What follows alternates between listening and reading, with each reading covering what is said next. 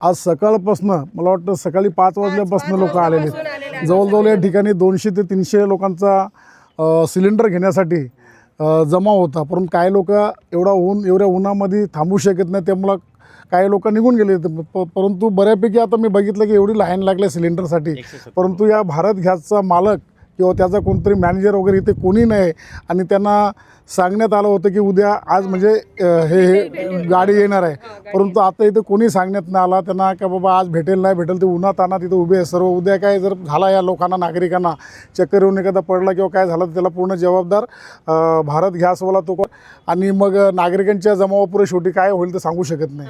पण आता तुम्ही एक शिवसेना म्हणून तुम्ही काय बोलणार की ज्या पद्धतीने एकीकडे गॅस नाही दुसरीकडे एजन्सीवाले ज्यांचे दुर्लक्ष करतात ते, तर एक शिवसेना म्हणून तुम्ही काय त्यांना इशारा नाही, आम्ही त्याला इशारा आज जसं आज हे लोक नागरिक जमल्यात यांनी जर दखल नाही घेतली आज तर उद्यापासून आम्ही आमच्या स्टाईलने शिवसेनेच्या स्टाईलने आम्ही काय जे करायचं ते करणार आम्ही.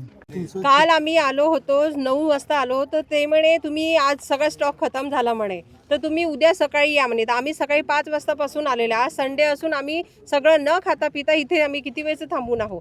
आज येईल आणि विचारलं सगळ्यांना तर कोणी म्हणतात 1 घंटानी येत आहे, कोणी म्हणते अर्धा तासानी. असं करता करता टाइमपास होऊन राहिलेलं सगळा. आता सकाळपासून तुम्ही उभे आहेत, एजन्सीकडनं तुम्हाला काय नेमकी सुविधा भेटते? काहीच नाही. आम्ही उन्हात आणत बसून आहे. मुलं बाळ सगळे उपाशी आहे. आमचे मुलं बाळ सगळे उपाशी आहे. गॅस काहीच नाही.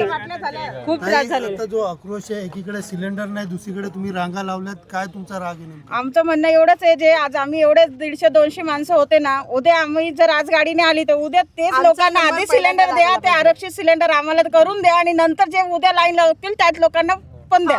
म्हणजे आज लावलं आता इकडे एजन्सी मध्ये आलेत की एखादी एजन्सी सांगते की सिलेंडर नाही किंवा असं सूचना लावते, असं आमचं म्हणणं हेच होतं. सकाळी आम्ही आलो ना तेव्हा तिथं स्टाफची 2-3 माणसं होती. त्यांना विचारलं तर बोलती हो गाडी येणार आहे म्हणूनच तर आम्ही कामाला आलो हे सुद्धा सांगितलं. तर त्यांनी एखादा फलक लावायला गरज होती का भाई आज गाडी येणार नाही तुम्ही लाईन लावू नका. हे तर कमीत कमी त्यांनी पब्लिकला इन्स्ट्रक्शन देण्याचं गरजेचं आहे ना. म्हणजे आम्हाला असं वाटतं की आम्हाला उन्हात आणत फसवी करून ते त्यांचा टाइमपास करतात. आम्हाला तर असंच वाटतं. रखमाजी गाडगे, मी 7:30 वाजल्यापासून आलेलो आहे इथं. गॅसचं सकाळी सांगतात की 9 वाजता येईन, 10 वाजता येईन, 11 वाजता येईन. अजूनपर्यंतही सिलेंडर आलेला नाही आहे. आम्ही अजून त्याच आशेवरती आहे की आम्हाला अजून भेटन.